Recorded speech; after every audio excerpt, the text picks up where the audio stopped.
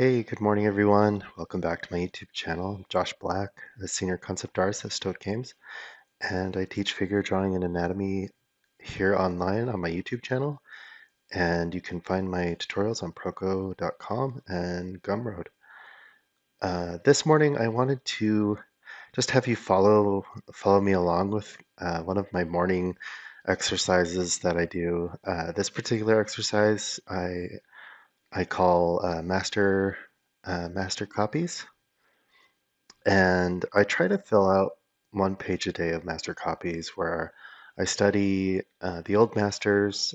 In this case, we have Bridgman, which is one of my favorite anatomists and figurative artists.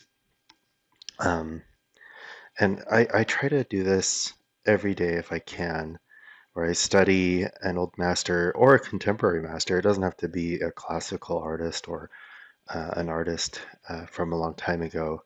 It can be a contemporary artist whose work you really enjoy and want to emulate. Anyway, so today I've collected a series of images from Bridgman, um, going over the anatomy and mechanics of the leg. And really, what I'm just hoping for this video is you guys can follow me along in this morning exercise, and you can kind of watch me draw and study these sketches and do my master copies, and I'll try to give commentary as we go. Um, all right, well, with that said, let's dive in, and we'll start analyzing and copying these sketches. So before we dive into the drawing part of this video, I just wanted to quickly go over a few of the aspects of why I enjoy studying Bridgman so much. Um, First off, when I was a beginner, I didn't fully appreciate Bridgman as much as I should have, mostly because I was focusing mostly on style, and back then I was heavily influenced by Pixar and Disney, and I just love those very kind of animation oriented lines that were very curvilinear and had lots of squash and stretch and very, energetic, forceful curves. And obviously, Bridgman doesn't have a whole lot of that. It's a little more rigid. It's more blocky, uh, very angular. Um, But the nice thing about that approach is it's almost more like approaching um, anatomy as a sculptor with clay, and he's reducing everything down to very kind of blocky, graphic, three-dimensional shapes. So it's easier for you to internalize and memorize those shapes. So for me, one of the strongest features of Bridgman anatomy is how he shows interlocking forms and how he shows overlapping forms, showing what overlaps what. And what do I mean by that? I'm just going to select a red marker here and kind of quickly show you what I mean. For example, like here on this front view of the leg, he is showing us the different muscle groups, but he's also showing us where they overlap. So here you can see how the vastus lateralis overlaps the great trochanter, and you can see how the gluteus medius, this muscle here, overlaps the great trochanter, and then how the tensor fascia lata overlaps the vastus lateralis, and he illustrates very clearly how it connects into the asis, which is the anterior portion of the iliac crest of the pelvis. An easier example of what I'm talking about, I guess, would be like here with the with the vastus medialis, how it overlaps very clearly the sartorius muscle. Um, so again, it's nice studying Bridgman because he represents that so clearly.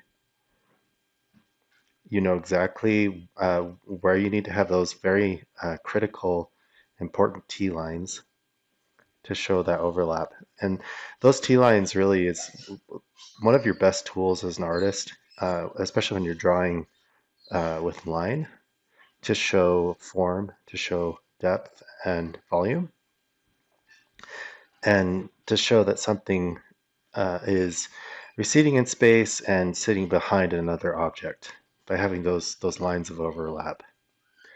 So I just wanted to go over that. See another example, like here, he makes it very easy to see that the vastus medialis, this muscle, um, connects back into the kneecap here, the patella, and that feeds down into that tendon that connects the patella to the tibial tuberosity. And so if you follow that line, it's this large overlapping form um, that overlaps the condyles of the femur and the top portion of the tibia.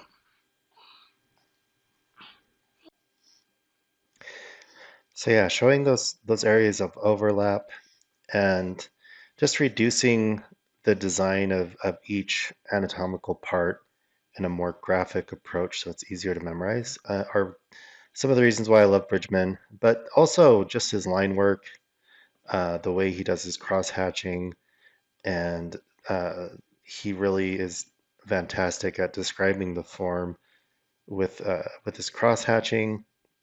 His lines are, they always feel like they're wrapping around the actual three-dimensional object, giving you kind of a clear picture of what you're looking at. Here, this image he did of the mechanics of the knee, you can see he's very effectively describing the three-dimensional form of the condyles of the femur, the patella, and that tendon that connects it to the tibial tuberosity. You can very easily see the top of the tibia bone and here the head of the fibula. It's all very easy to read and kind of point out once you've kind of studied the anatomy. And so those are just a few reasons why I really enjoy studying Bridgman. So with that said, let's go ahead and do a few studies, and you guys can follow along if you'd like.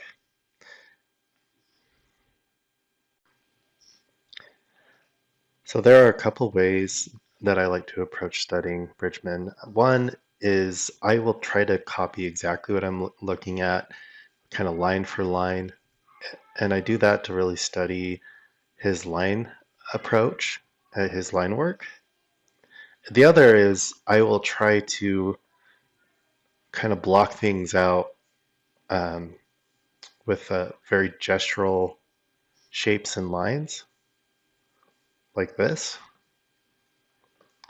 So here I'm studying that, the upper thigh, the upper leg. I'm going to shrink that down. And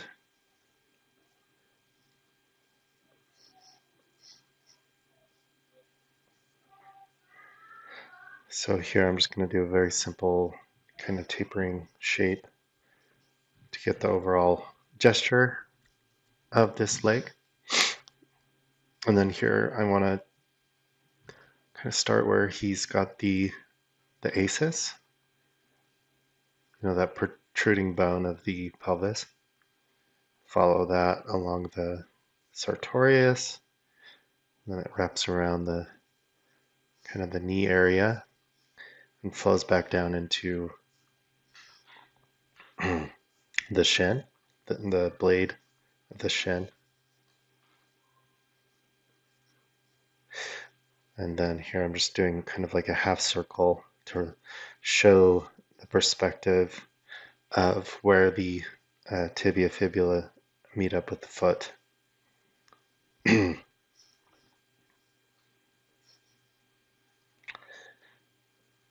then I'm just going to do these little dash lines to mark the height of the knee area.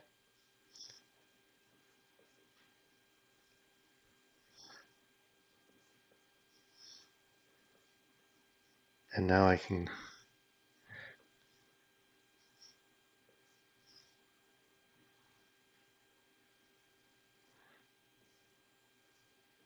kind of roughly block in those quad muscles on the outside of the leg.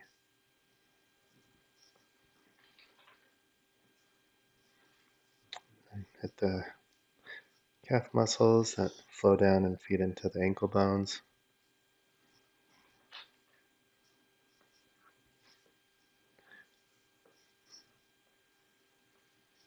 So this is one approach where I'm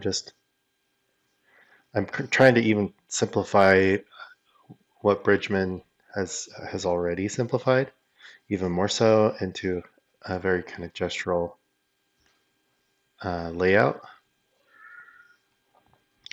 And this would be kind of my my underlying drawing that I would use to go back in now with a darker line.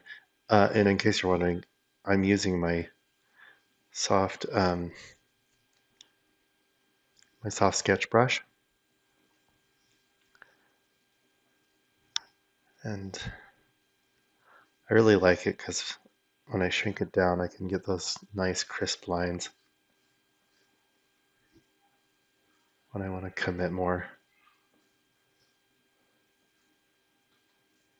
So here I'm fleshing out the the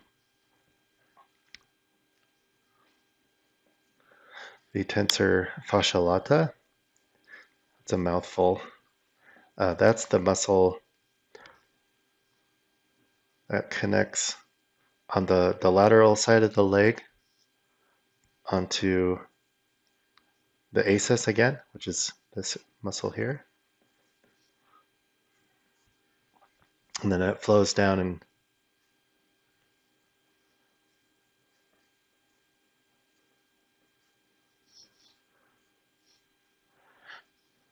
overlaps the great trochanter, kind of protruding out there on the side.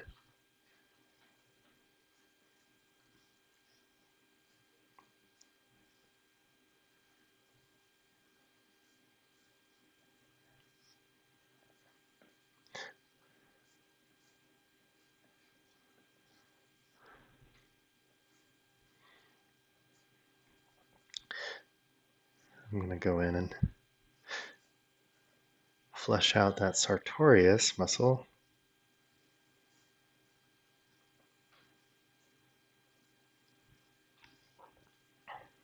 So these studies are really helpful because you get to see how the old masters simplified the muscles and what shorthand techniques they used. So you can then turn around and incorporate those techniques into your own figure drawing, your own gestures.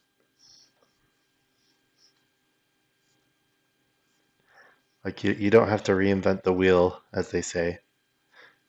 You can see what people have done before you and learn from them and then build on top of that knowledge. And here I'm blocking in the rectus femoris.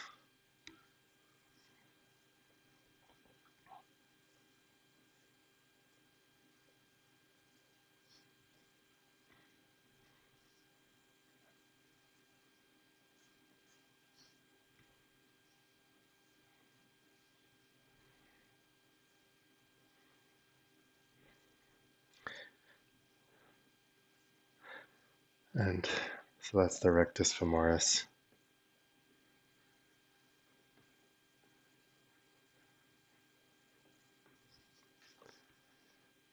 and that overlaps. Well, that connects into this uh, tendon, or kind of fascia that connects the rectus femoris to the patella, the kneecap.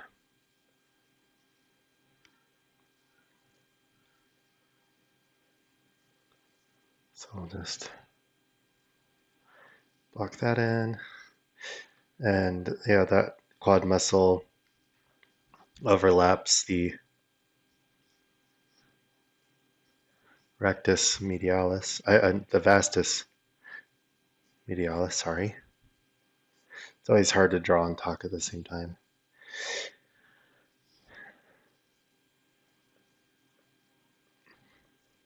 So that's the vastus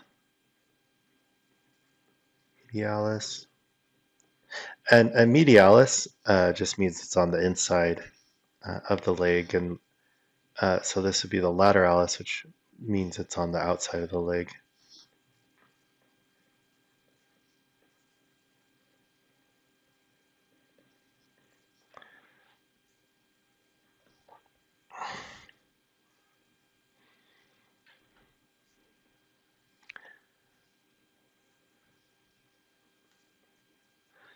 And here he illustrates very nicely how those quad muscles all feed into the patella and they overlap kind of the mechanics of the backside of the leg. So here you can see that the vastus lateralis is overlapping that large tendon that comes down and connects onto the head of the fibula.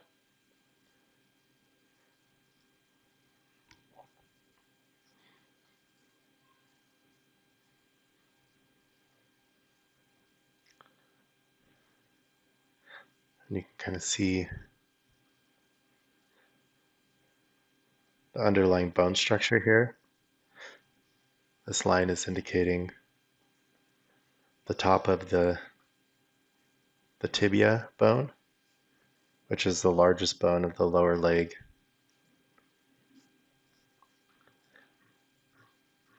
And you can see how the vastus medialis overlaps the base of the femur bone, which is the singular bone of the upper leg. And that kind of forms a bit of a straight there. But if you simplify it, it's kind of like this comes down as an S curve and then flows down, into the blade of the shin. And that's a really nice rhythm that you want to indicate in your gesture drawings. And again, you see that tendon that connects the patella to the tibial tuberosity, which is this little bony protrusion on the anterior portion of the tibia.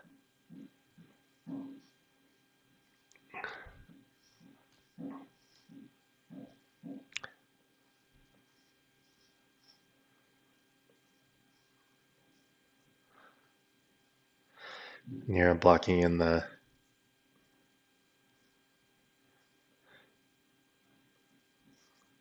tibialis anterior, which really is quite similar to the extensor digitorum of the forearm. Kind of connects to this, the tendons that flow into the feet.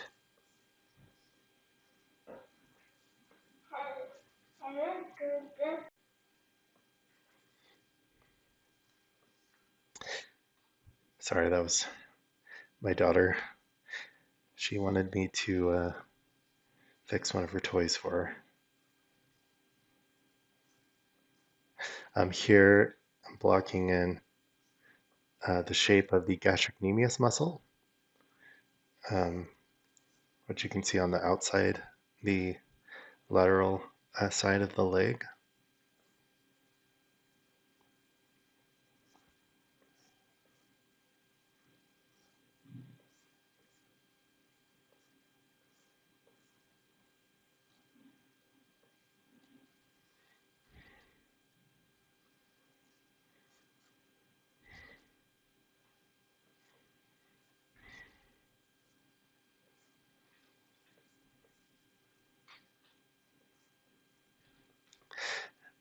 So again, one of the most important things that I try to internalize while I'm doing these sketches of Bridgman is really seeing where he chooses to emphasize those areas of overlap. Um, so when I'm doing my own drawings, I know where to do the same.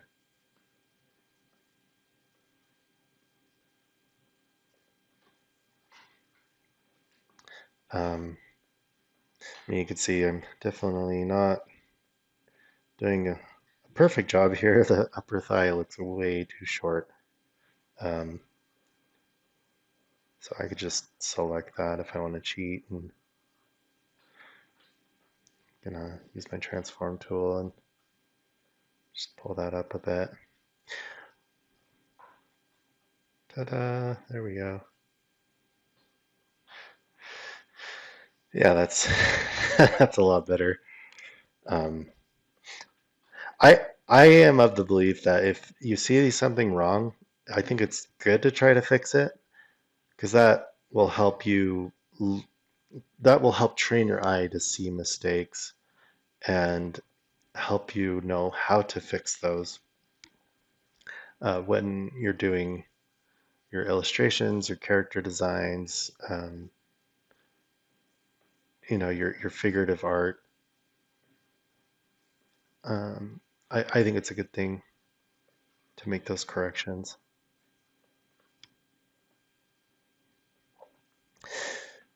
All right, so back to the lower leg.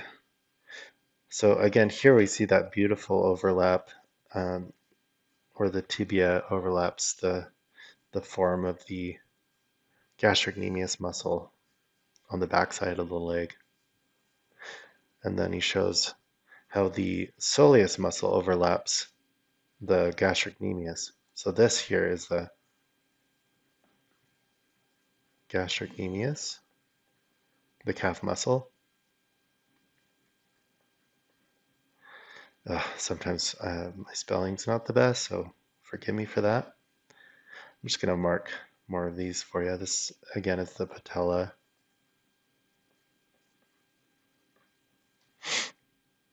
And then this is the condyles of the femur.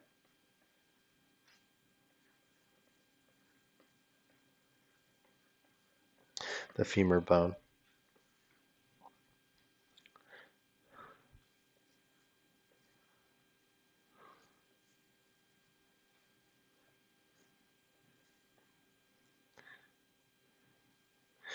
And here we see how the soleus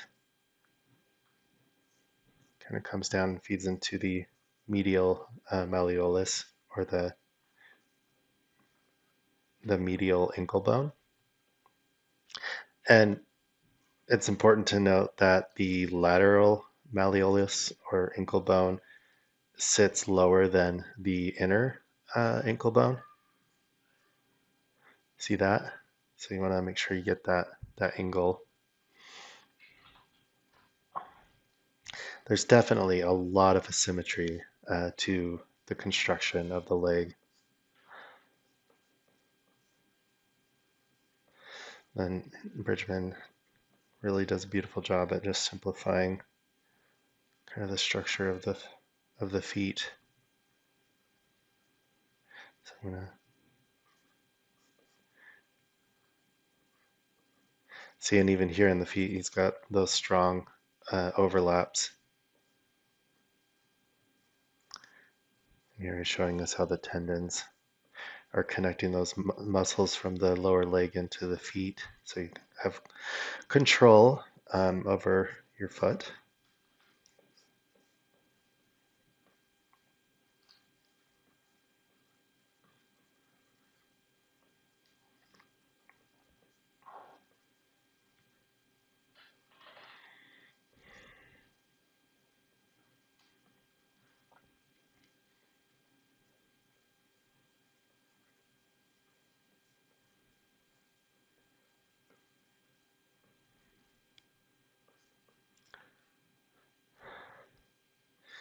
I'm gonna redraw that line. It's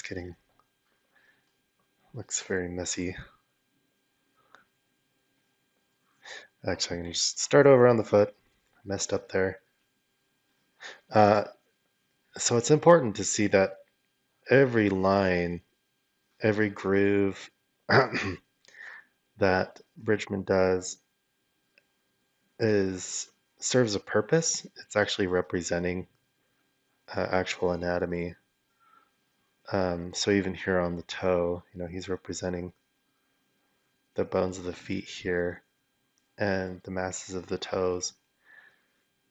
So it's important to focus on where he's changing the angles of his line because that's actually, representing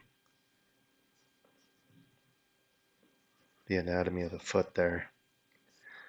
So you don't want to get kind of lazy and haphazard with your lines and how you're copying his work.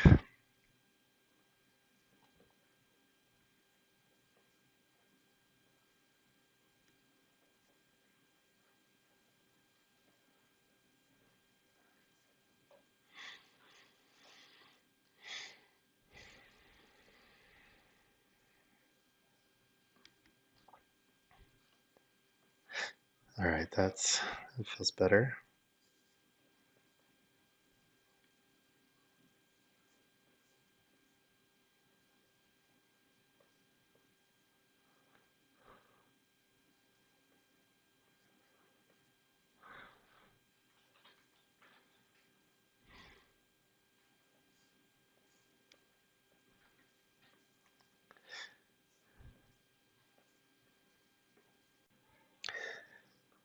Okay, so I think we're going to stop there. This video has already run about a half hour long, which is longer than I intended. The objective of these videos, I want, again, to get a sense that you're just following me along with my morning studies. As I do get a lot of people asking me like, oh, how do you approach your morning routine with studying art? How do you approach your Bridgman sketches? And what do you place importance on when you're doing those? And so that was the objective of this video. I will try to do more of these, and hopefully, as I do them, they'll get better, and I'll have an easier time articulating my thoughts while drawing at the same time. Um, with these Bridgman studies, again, I would just emphasize focusing on those areas of overlap. Like here and here, and focusing on how he's simplifying the planes and how he's graphically kind of representing the different anatomical masses and groupings. And I think it's really smart to not just study Bridgman, but study multiple figure drawing artists at the same time to help you internalize the principles that are more universal. I think it's easy to dismiss something as just being a stylistic flourish or preference from an artist when you only study one or two artists. If you study more than that, you start seeing like, oh wow, like there's like several artists that are all teaching the same principle. I'm guessing that's more of a universal thing that I should really internalize myself. And then it makes it easier for you to commit that to memory and to remember that principle because you know that it's really important. Um, anyway, yeah, with that said, I think we'll wrap this up and until next time, thanks so much for tuning in. Okay, bye.